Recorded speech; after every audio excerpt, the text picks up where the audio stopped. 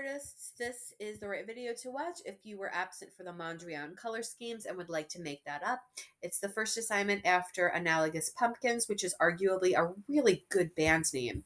First thing you're going to do is go to your portfolio. If you're like me, you have it bookmarked. If not, you're going to have to go to Google Drive, not Google Classroom, Google Drive, and find it. You're going to want to add a blank slide, a blank one, because I don't want to see click to add text. So make sure that you choose blank. We're going to insert a table, and the best size for this is 5 by 4, but you can go a little bit bigger if you'd like to. And we're going to stretch the corners out so that it takes up the whole slide. I don't want it to go over the slide, but I want it to take up the whole slide. For some reason, Google Slide thinks that you want a gray border. I don't know why you would. We're going to hit the pencil up and change that to black, and then hit up the border weight. And I personally like an 8 for this project, but you can go a little bit thicker if you want to, or a little bit thinner. It's up to you. We're going to move these verticals around just to break up the space so that they're not all the exact same size. You can't really do that vertically. Notice if I try to move this up, it sometimes moves the entire table. So it's best to do that left to right. Next thing I want to do is highlight a few boxes at the same time. I do that just as if I were highlighting text. I click, and then while I'm held down, I'm going to drag. And I'm going to highlight as many boxes as I want. I'm going to do these 4. I'm going to 2-finger tap and choose merge cells. I'll show you that again. Click somewhere as if you're highlighting text, and while you're clicked, drag. You're going to do that, and then 2-finger tap and choose merge cells. And I'm going to do that to the point where I don't have all these boxes the same size. For instance, all these 3 are the same size. Let's merge a couple of them. And for instance, these 2 or these 3 are all the same size. Let's merge a couple of them. So we want to break it up so that we don't have things that are all the same size. All right, so Mondrian worked in a grid similar to this, and he did primary colors. So select a box, hit up your fill color, the paint bucket looking thingy, and the true primaries are at the top row of color. For example, this is not a primary blue, and this is not a primary yellow, and Mondrian used pretty pure primary colors. So I'm going to drop in some colors, and I'm going to try to visually balance it. For instance, if I just left this square red, your eye would really, really go to that square and not really move around.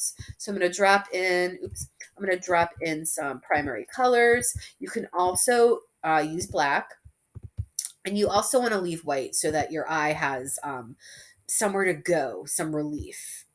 Let's do yellow here. Okay, so this is very similar to Mondrian's work. I'll show you a video of him another day. He's really cool. Next thing you're going to do is select the slide, and I know I've selected the slide because I have it highlighted over here in orange, and you're going to do Control D as in duplicate. If that doesn't work, it's because you don't have the slide selected. I'm going to do that 3 times. Now, we recently learned about color schemes.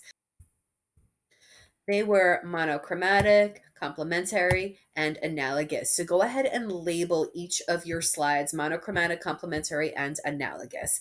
And don't leave Arial's a font because you know I hate Arial. So the first one is monochromatic. That means a color scheme based all around one color. So for example, all reds or all blues. I'm going to do all different shades of purple. So go ahead and change your colors with the fill bucket to all shades of one color, and make up your own custom color as well. So if I want to make a custom purple, what I would do is choose a purple and then hit custom, and you can move it around so you have your own perfect shade. You can also leave black and white. So this is a monochromatic color scheme. Next is complementary. Complementary means opposites on the color wheel. I'm going to choose red and green. You choose something else though. Do not pick red and green. You will not get credit for it by copying my answer. There are 2 other complementary color schemes. Find a color wheel and pick out a complementary color scheme. Again, those are opposites on the color wheel. So there's other options besides red and green. The third is analogous. Analogous means colors that are next to each other on the color wheel. For example, yellow, orange, and red are all next to each other. But pick something other than yellow, orange, and red. Don't copy my example. There's many other analogous color schemes. You want to pick 3 colors that are all next to each other on the color wheel.